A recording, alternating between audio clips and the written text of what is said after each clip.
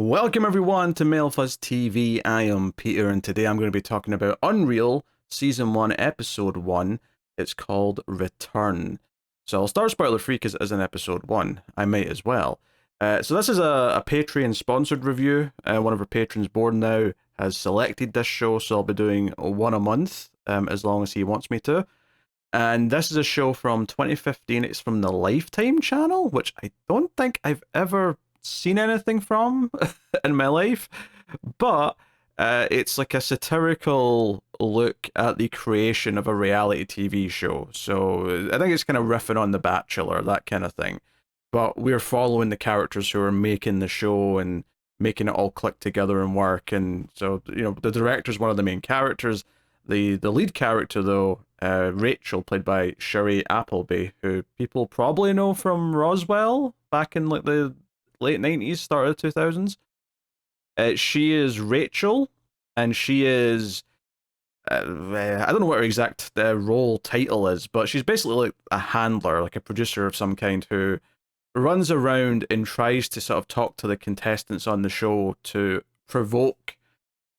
convince them to do things, but generally speaking, to provoke drama out of them so that they will do something interesting for the cameras. And the director character, Quinn, played by Constance Zimmer, she is like, barking over the headsets, trying to like get people to like get reactions out of people. So it's very satirical. It's got like a sort of, there's comedy, but there's also some dark comedy, and it's all kind of like making this all work and count. Honestly, how inhumane a lot of it is, quite frankly. So I had never heard of this show. When this was picked, I was like, what is this? I do not know it. Interestingly, one of the creators of the show, Marty Noxon, was a writer on the hit television show Buffy the Vampire Slayer, which is maybe partly why this was picked for that connection. I don't know. But it's an intriguing premise. Like, I don't care about reality TV, but that doesn't matter. I like lots of sports movies, but I don't care about the sports. It's more about the so it's effectively a workplace comedy drama where these people are trying to just do their job. It just so happens to be that they're making a reality TV show and all the things that can maybe come out of that. So, yeah, the first episode's pretty solid. It does a good job of setting up a few key characters, particularly the two leads, which is Rachel and the boss Quinn. But it also sets up some backstory. This idea, the episode's called Return because our main character Rachel's coming back to this job after having been gone like a year or something like that. I can't remember the exact span of time, but there's like an implied incident which has been forgiven for her to come back because she's good at her job. And we kind of like unfold and reveal some of that by the end of the episode and whatnot. But the whole idea is that this is their first day on a new season.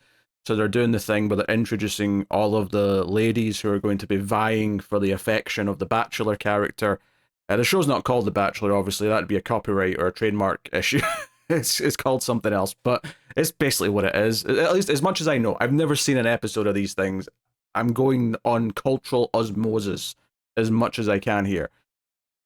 So it's very much the start of their season, and it's also the start of our season of watching the show, which makes for a nice, happy pairing of things. I wonder if all the seasons, because it's a 4-season show, it lasted 4 seasons.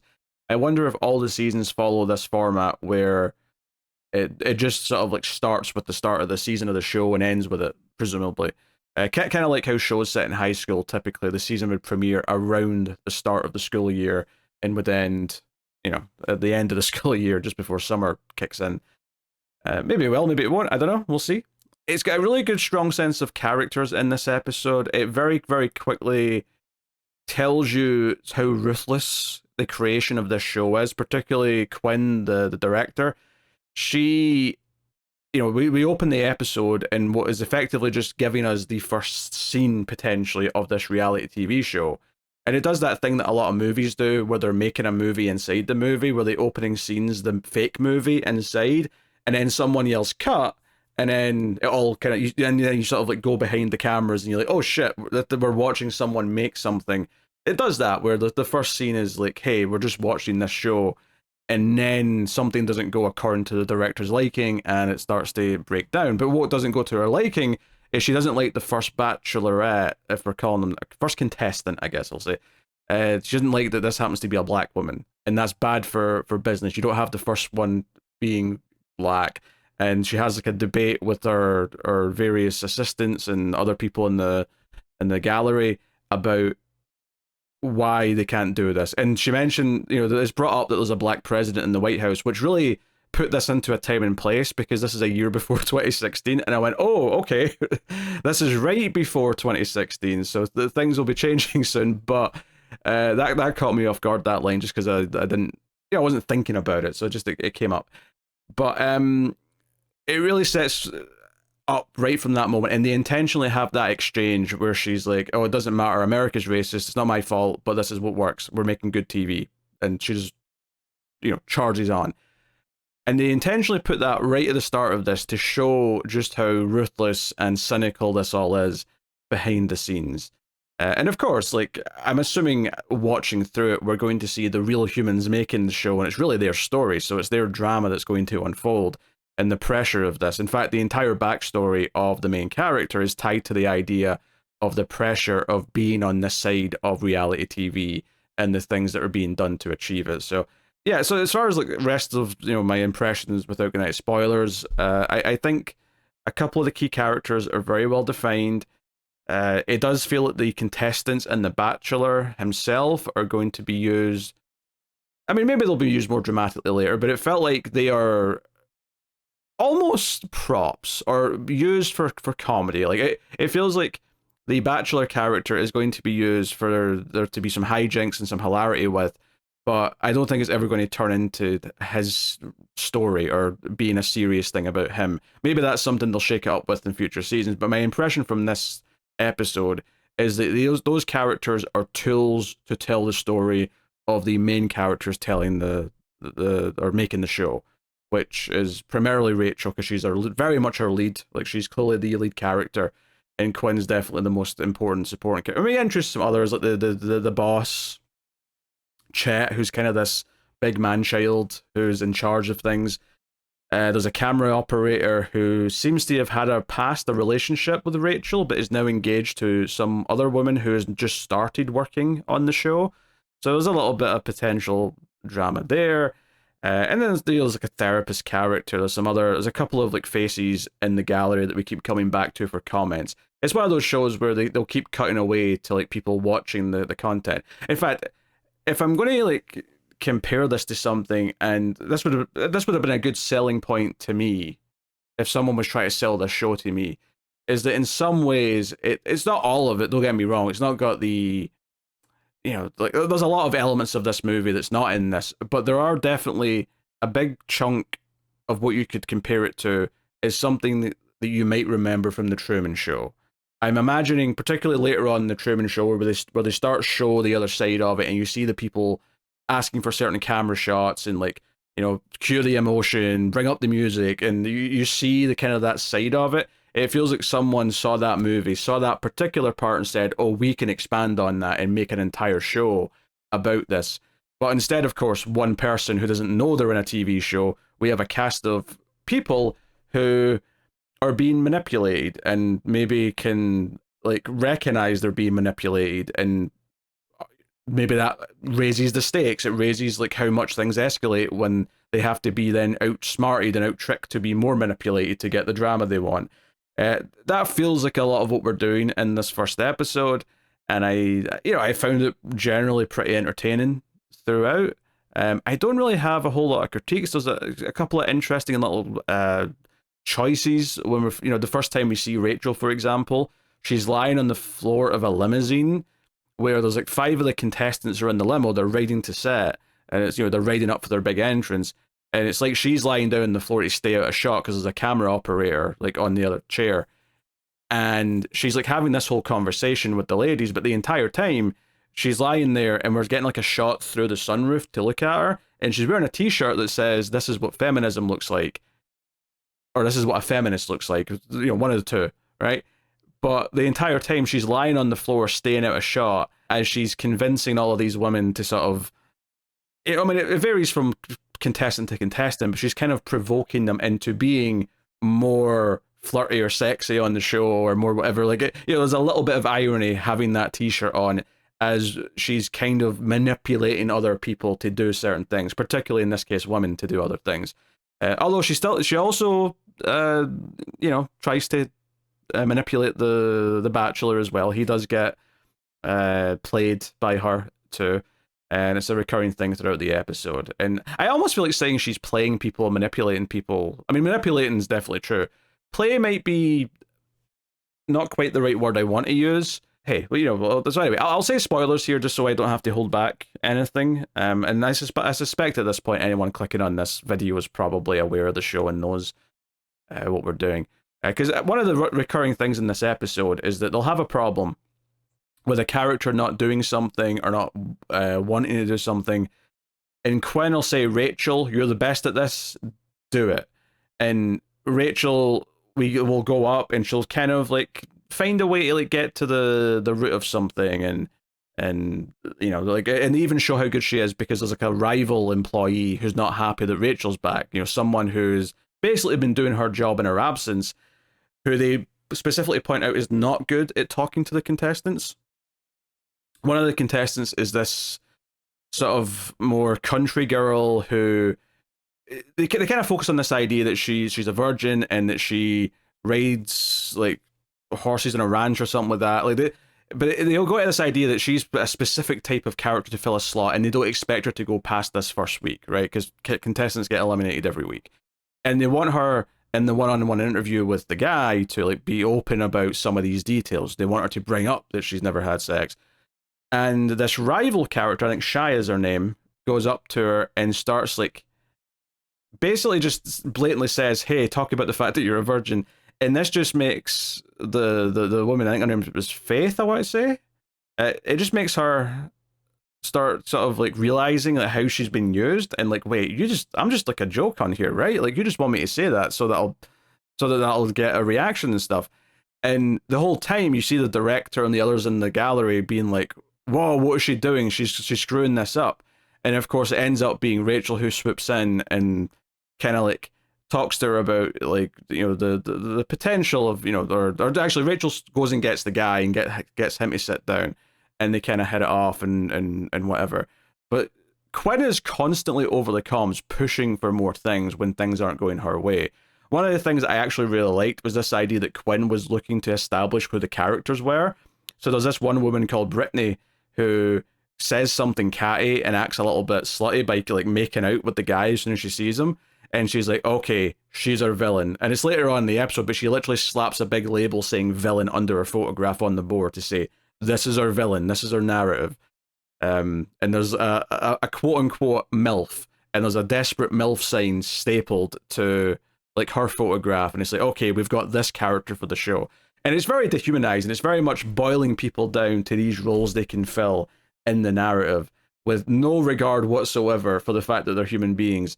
Constantly, Rachel is like given these tasks of trying to convince people to do things, and where it gets quite nasty, and it's not just her using her skills, like, when she's convincing the Bachelor to stick around because he wants to leave and not do the show, she's able to do so. She plays on his ego a little bit by claiming they've got a backup, but she also plays to the fact that, hey, you're opening new hotels, but you're meant to be this like branch of the royal family. He's this British guy, but you were caught in bed with like a couple of prostitutes at some point or something like that. You need to rehabilitate your image, and you will get constant press if you act like a nice guy on this show. You'll rebuild that over the course of this. There's something in this for you, aside from like maybe finding a wife, which, I don't think anyone's seriously expecting that to, last should it happen. But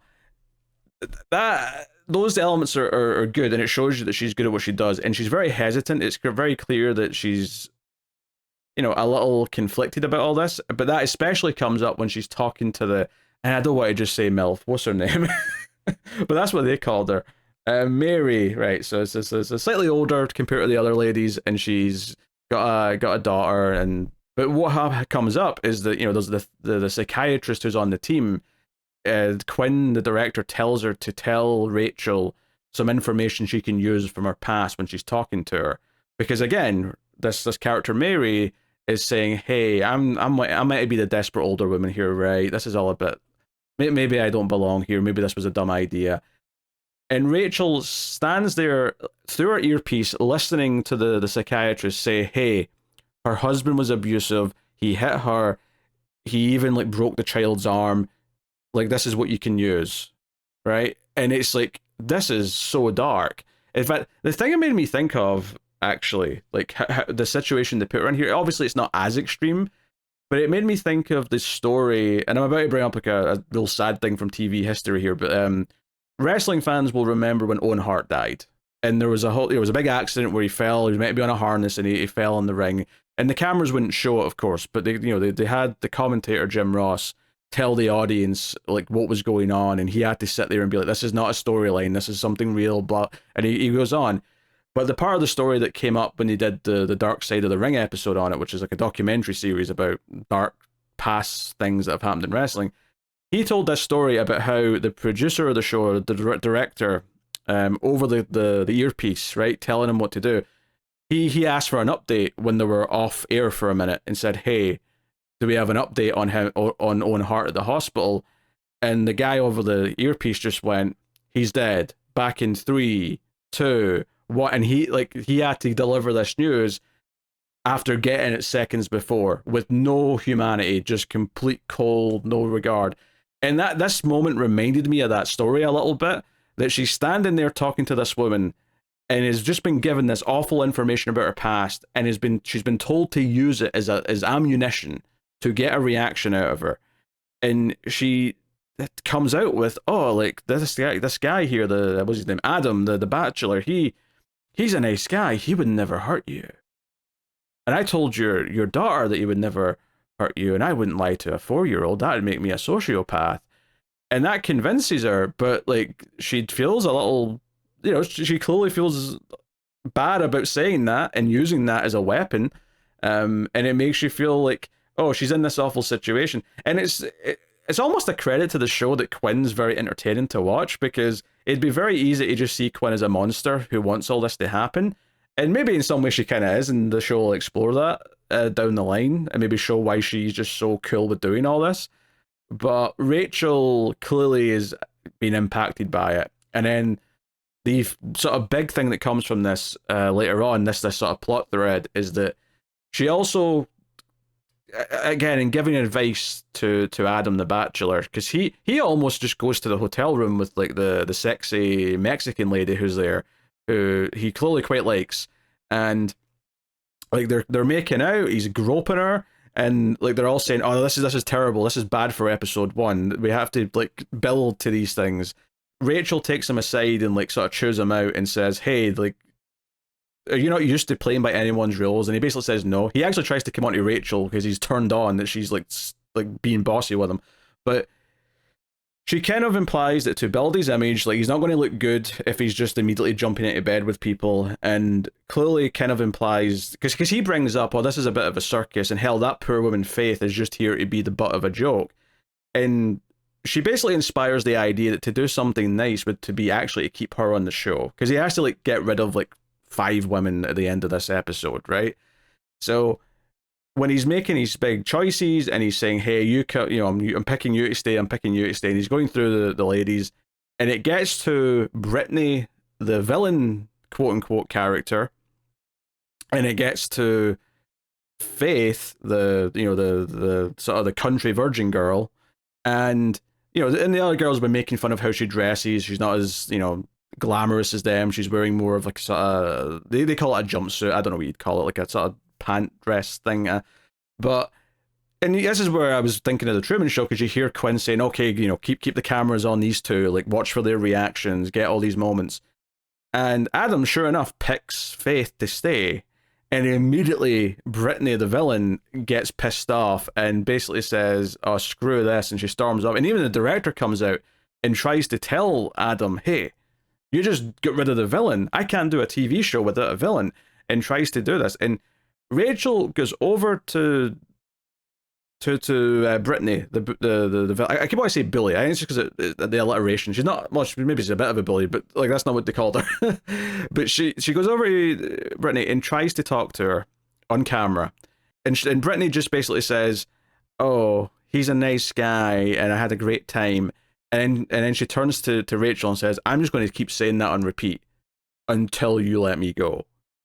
basically what she's doing here is she's saying, I'm not going to give you the dramatic speech. I'm not going to break down crying. I'm not going to give you the TV you want, right? Even though she was kind of the villain character, she was a bit mean, she was making fun of people. She realizes what they're trying to do here and doesn't want to be taken advantage of, feels embarrassed that she's been kicked off in round one, and doesn't want to give them the material.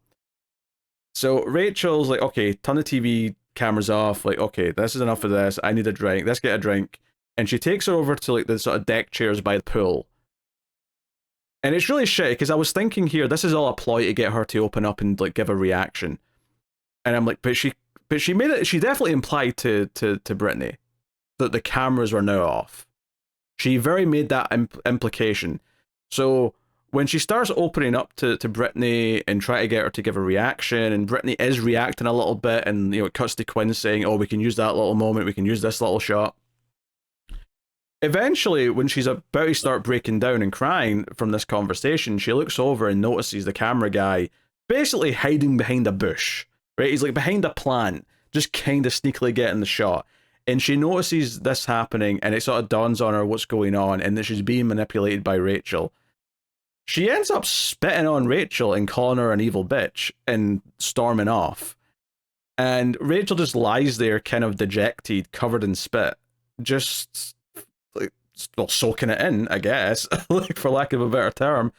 And I like, this was really like the lowest she got in the episode. It really felt like, no, you were like, this woman wasn't that likable, but you were manipulating this out of her to imply the cameras are now off, but then get a shot. And I assume because she's agreed to be on this TV show and she's still on set, she would never be able to argue that they've tricked her here, right? It's like, I'm pretty sure anyone would just say in court, oh no, you agreed to be on this TV show, you were still on set, and technically no one official ever said, okay, we're done filming, we promise you won't be filmed. Rachel just kind of implied it by saying, come on guys, turn the cameras off. Like, and she's not high up the ladder enough to actually make that call and have it mean something. So like, she realizes she's being manipulated, and it's quite a big sort of sad moment of the episode. But yeah, like, and obviously Quinn's got a big smile on her face because Rachel's done her job. She's got some dramatic shots out of her reacting, and they can use that in the episode of their TV show. And this all feeds into kind of like why she had an incident. You know, they kind of imply. Sorry, there's like a flying moth or something. They've been implying all episode that something happened and whatnot. And it's at the end of the episode where the camera guy's new girlfriend, what's the camera guy's name? He's Jeremy. So the camera guy that Rachel used to be with is Jeremy, and she's not spoken to him since this incident, whatever it may be. She just ghosted him, so he's now moved on, he's engaged. And his girlfriend comes over to the gallery area. And for the people who don't know, the gallery here is like the control room with all the monitors where they're all like, you know, controlling the show and picking the shots, and you know, it's the command center. But you know, when I was training and doing TV production at university, like it was called the gallery. I don't know if that phrase translates to US TV production. That may just be a British thing. But she comes in and she's like, "Hey, like Jeremy's not really spoken about what happened with Rachel, and it's Shia, who we know doesn't like Rachel, or at the very least is mad that Rachel's back and made her look like she's bad at her job, is more than happy to sort of fill her in and be like, hey, watch this. And they've got footage, because I was thinking throughout the episode that it might have been something that was like on the show. I was even thinking Rachel might have like swooped in and like had a fling with like the Bachelor when he's meant to be picking one of the contestants or something. It wasn't quite that. She basically got drunk, stumbles out into the show when they're doing their like finale, where they're having like a sort of wedding looking thing. It's not an actual wedding, but they're at like an altar, so it looks kind of wedding-y-esque. And she basically just says, oh, this job is soul destroying, it's the devil. And so it's clearly she's had these feelings before. This is not new that she's having these doubts about what she's doing and feeling bad for it. And she basically steals the prize car from the TV show and drives it off while drunk. So, you know, she got a DUI, she got charged with theft and whatever else. It's never aired. They cut around it so that it just looked like there was a fight because the guy was dumping the supposed winner anyway. So they got drama in that way. But it fills us in what happened, that this breakdown that happened was completely to do with her job. A little joke at the end is that she's meant to be going to community service still for it, and they actually send this new employee who's been kind of around throughout the episode and just getting in the way. She's actually sent and pretending to be Rachel at the community service, which is highly illegal, and if Quinn gets caught that she arranged this, it would probably not go too well for her. So that's like setting up those main characters and Rachel specifically, and where we're at with her. She's very much the heart of this episode. I do wonder if maybe some of the others will get episodes that feel more like their episodes. I could see that being the case, and maybe, you know, Rachel will maybe always think of her as the lead because we started with her as the focus. But it wouldn't surprise me if we do focus on another character, because I imagine more episodes will just be sort of based around the shooting of one of the episodes of the show. But I could also see them doing like a special episode once in a while where they just have like, it's like during an off day, so we see the characters meeting up elsewhere and doing other things. I don't know. I will say this though, is that typically speaking, the atmosphere of a TV production is actually one of my sort of low-key like settings for a show or a movie that I quite enjoy. I think of something like, you know, I never watched all of the show, but what I did watch of The Newsroom, for example, seeing all the characters sort of like problem solve and try and make the show is entertaining. There's a very hustle and bustle, like high energy kind of like everything's on the line quality to making TV that lends itself well to sort of it's like, I almost want to call it low-key drama, because it's not the real drama of the show. The real drama of the show is always going to be the characters and their emotions and what they're going through and learning. But the making of the show and like all the energy of like trying to get things done and problems are arising is such a fun plot to deal with whilst we're doing the more serious character journeys on top of it. So I do actually quite like the setting of the show. But of course, I mean, I think the big thing I'm getting from episode 1 is this idea of like looking at how we treat people to create TV, but what we're actually doing is using TV to study people, right? Not real people. We're studying characters, of course, but the characters, we're exploring kind of the humanity of it and like kind of the other side of reality TV in a sense. I think there's a lot of irony that we can maybe get out of this premise, which is cool too. And maybe we'll, you know, I'll probably have more to say as I see where they do more things with it. But generally speaking, I was entertained with the ruthlessness of Quinn and everything with Rachel having to sort of bite her tongue and do what she's good at, even though she's at a point where she kind of is feeling morally, you know, morally compromised, shall we say. So I'm curious about that. I mean, it just, you know, I think I should mention that Quinn seems to be in a relationship or having casual sex with Chet, the guy who's like the big boss man who comes down to like see how things are going. And that's just kind of a scene that's played for laughs. It looks like the Bachelor guy was having sex with, I presume, the woman that he was going to have sex with earlier, but he puts like a bit of clothing over the camera to hide it, but you can kind of see through it that there's something going on. And Rachel's watching that, for the record. Like, Rachel's just watching all of them in their rooms because, you know, presumably they record the day-to-day of everything in between the big stuff they do for the episodes, and then they can use little bits of it to build their story when they edit it all together. And that's what they're looking for. I'm sure there's some little things that I didn't talk about, but like those were the big main talking points for me coming out of this episode. It is interesting though, for a premise. I also think it's interesting that the major characters in this show who are making choices and who are in charge, like both the boss, like giving the orders, and the main character who's having to carry a lot of them out and feeling the moral sort of turmoil over it. I do think it's interesting that both of those are women. I think maybe partly because the show's created by women, but I think this idea, if you're going to do a show where they're constantly like tearing apart and like dehumanizing the contestants that are all women, I think it makes a lot more sense and feels that we're saying a lot more with that if the people doing most of that dehumanization are women themselves. It feels more narratively interesting. Because I think if Quinn was a guy and he was saying all these awful things, it would have an effect, but I don't think it would feel much worse. It would feel more mean. It'd feel more just misogynistic. It'd feel like, oh, this is just a horrible, I mean, a true example perhaps, but a horrible example of just men in the industry just treating women like they're sex objects.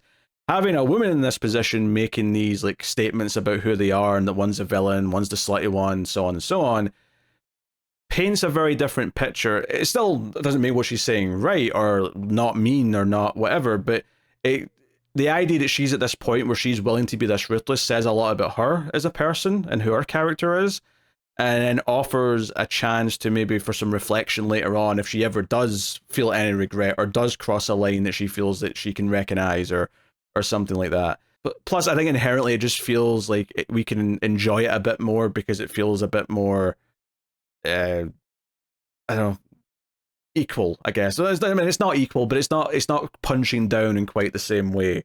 And I think that adds something to this, or stops it from feeling more exploitative, even though what they're doing is absolutely exploitation, right? What they're doing to these contestants, even though these contestants are all agreeing to be on a trashy reality TV show, it doesn't change the fact that they all think they know what's coming, and the job of the main character in this show is to somehow get around that they expect what they expect and still get dramatic reactions out of them. So I'm curious to see where it goes. Like I say, this is sponsored on Patreon for 1 episode a month, so I'll be back next month with episode 2. So if you've watched the show, don't spoil anything that's coming up, but by all means let me know what you think of the first episode and maybe some general feelings. Have you heard of this show? Maybe this is introducing it to some new people. But either way, this is UnReal, and I'll be back next month with episode 2. So thank you very much for joining. Of course, you can support all the content over at patreon.com/MailFuzzTV. I always promote kind of the $5 tier, but there's a $3 tier, there's higher tiers. By sponsoring a review and picking a show is obviously a much higher tier, but anything helps. All of it matters. Every dollar counts. And of course, you can hit the like button on YouTube, which helps out a bunch. And that is me. So thank you very much once again for watching or listening. I always appreciate it. Keep watching TV. Have you got any vanilla?